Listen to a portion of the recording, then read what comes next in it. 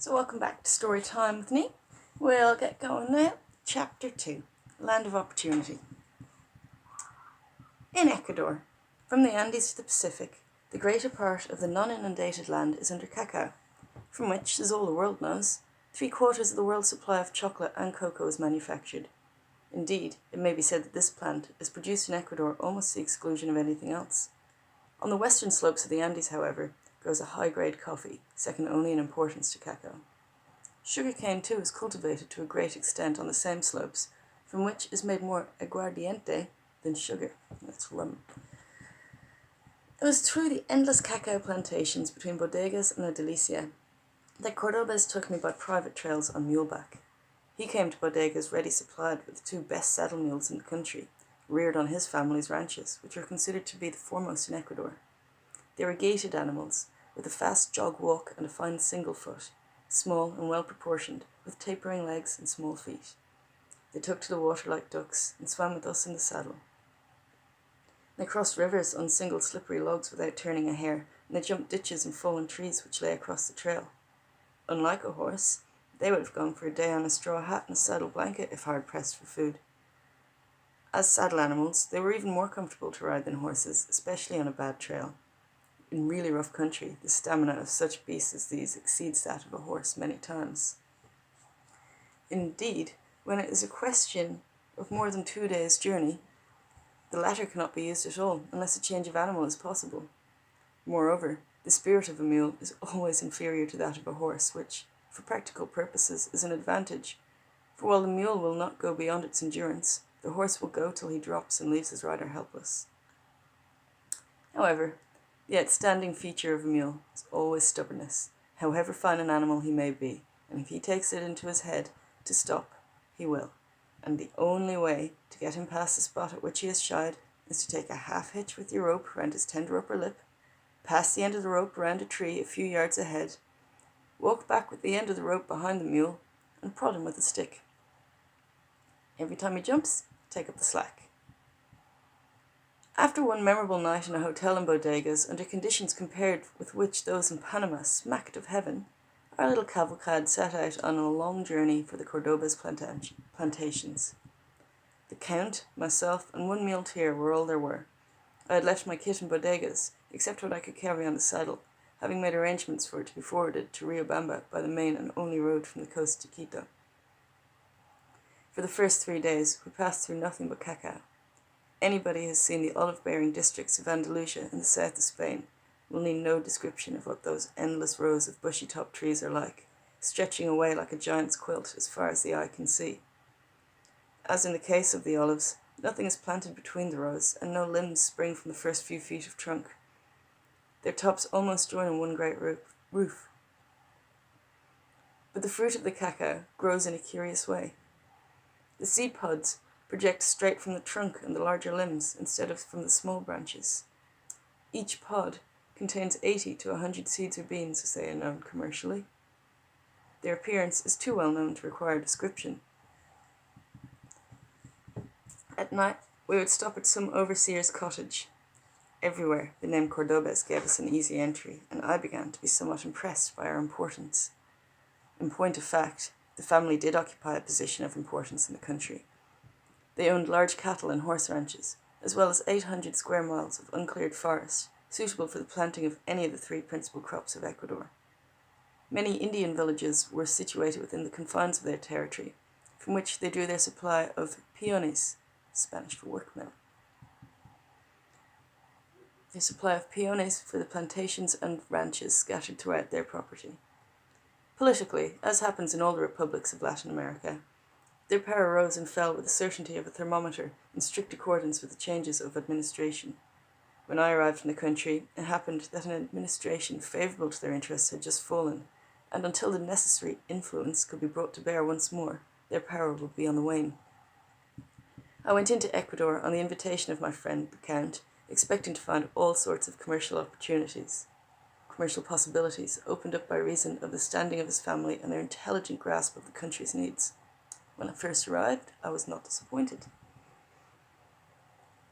It is a wonderful experience to ride through the cacao country at night. Everywhere, swarm gigantic fireflies as big as June bugs. They carry 2 greenish-yellow headlights, which are always burning, as well as the usual intermittent light under their body. It is as if the insect world were holding one great fete through the plantations. Once clear of the cacao district, we started to climb through the forest, having set foot on the first slope of the Andes. The monotony of the flat littoral, the strip of country lying between the Pacific and the Andes, was broken at last, and it was there that the mules demonstrated their superiority as saddle animals. Arrived at La Delicia, after passing over the scarcely used trail which ran up through some of the undeveloped Cordobés holdings, with the boy riding ahead to cut away the bush, which had overgrown the trail since last it was used, we called a halt. La Delicia was the headquarters of D. Augusto Cordobés, famous for his picturesque cursing of the peones, one of the 6 or 7 sons of the old man who managed for their father the various plantations and ranches on the vast estate. There we stopped for a delightful week or 10 days to rest our mules, and for me to be introduced to forest and plantation life. It was my first experience of anything of the kind, so the novelty of even the most ordinary events of everyday life in such places appealed to me very strongly, as it would to any person with a love of outdoor life. I went hunting monkeys, turkeys, wild pigs, parrots, deer, and jaguars, none of which I'd ever shot before. The monkeys in particular, I remember, excited my enthusiasm, never having seen them outside a cage. But novel as the hunting was, the eating of these strange forest dwellers was more so.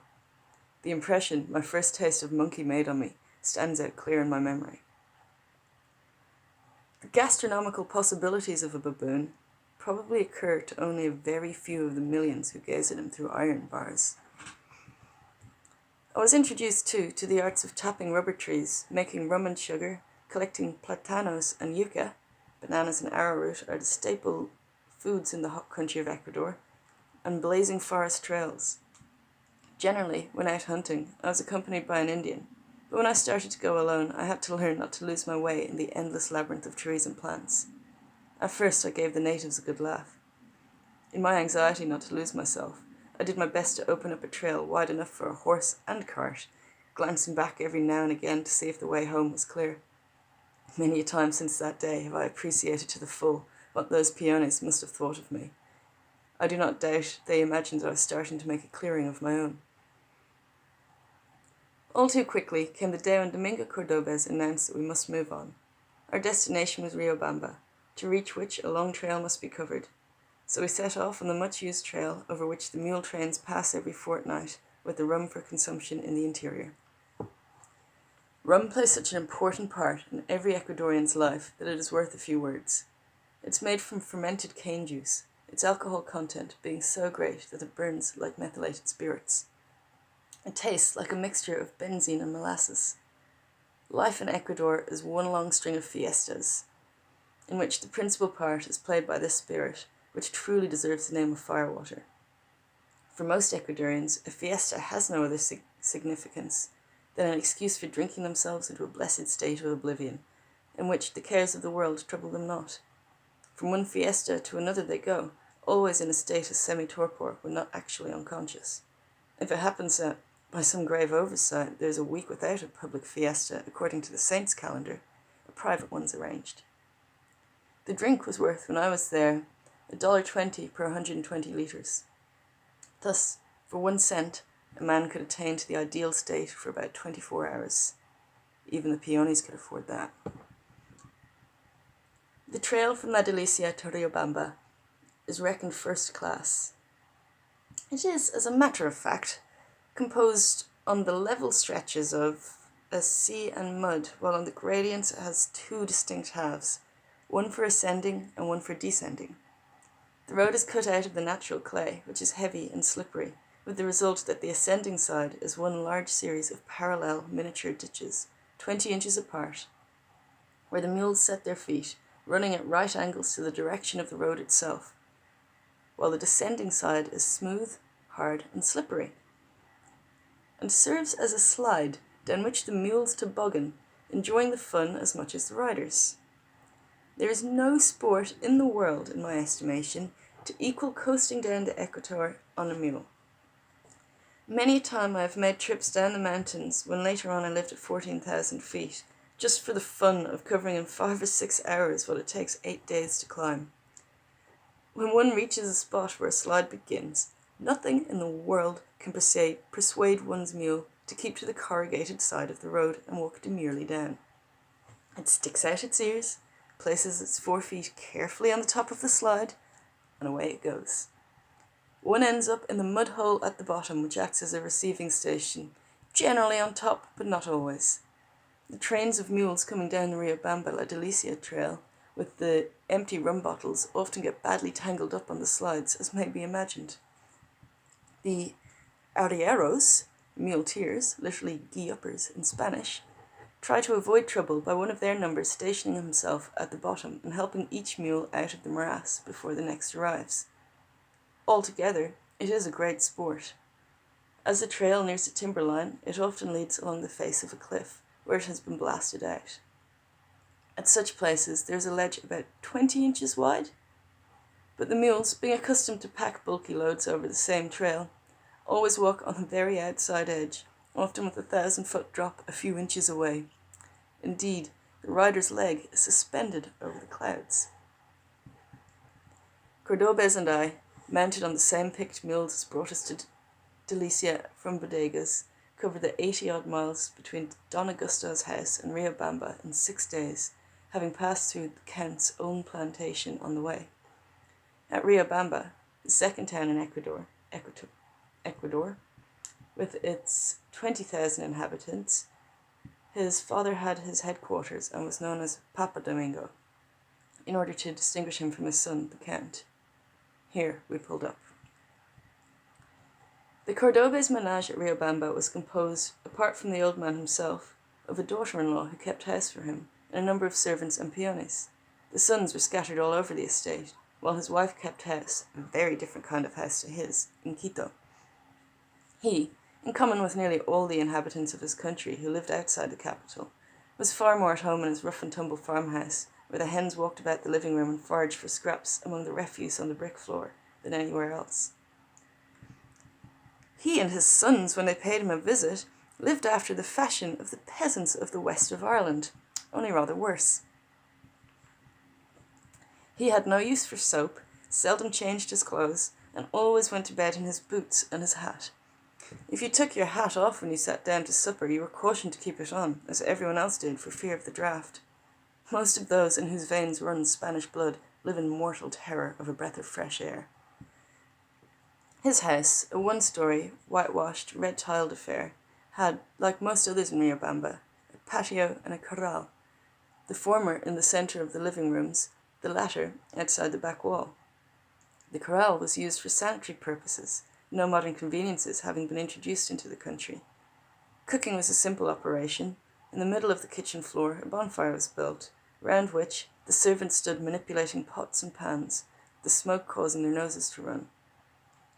The drops sizzled in the frying pans. The fleas were so numerous and hardy in that house that I used to walk the streets in preference of trying to sleep. It was into that household, then, that I rode, literally, for one always enters the patio of an Ecuadorian house on horseback, one evening in February 1895, expecting to find something rather different from what I have described. The great extent and importance of the Cordobés ranches and plantations, the respect in which their name was held everywhere, and the knowledge that every one of them, including the old man himself, had been educated in Europe or the States, led me to expect that their house would be models of up-to-dateness, instead of on a par with the primitive homes of their ordinary, uneducated compatriots. As a matter of fact, the house in Quito, which the old Señora Cordobés kept with her daughter, was clean, well-furnished, and systematically run. However, when Papa Domingo went to visit that portion of his family, he had to change into a dress shirt and a black jacket, which pleased him very little, so, despite his great affection for the ladies, and his great popularity in the capital, where he was known for his wit and his hospitality, he seldom spent much time in his wife's house.